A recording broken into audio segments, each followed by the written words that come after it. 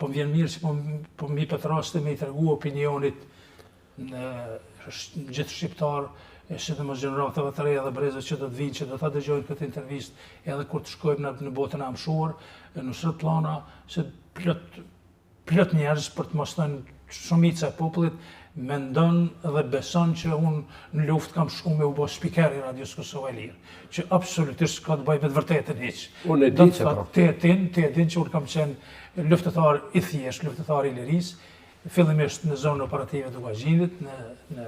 Dushkaj, dhe kam qenë thjesht ushtar i të madhit Agim Barzaneli, komandantit tim i cili e ka udhëheq një luftë brillante të ushtrisë ligjore të Kosovës në atë zonë, me një sitin e vet ushtarak.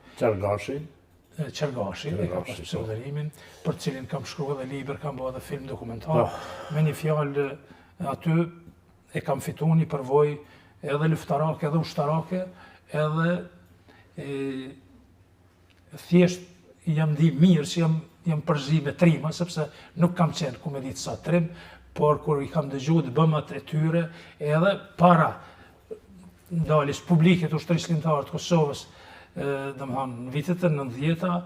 thjesht kam qenë kurreshtar me shku me u bashkëngjit pikërisht njësitit të Agim Barzanelit, dhe prandaj edhe kam pas obligim jo vetëm moral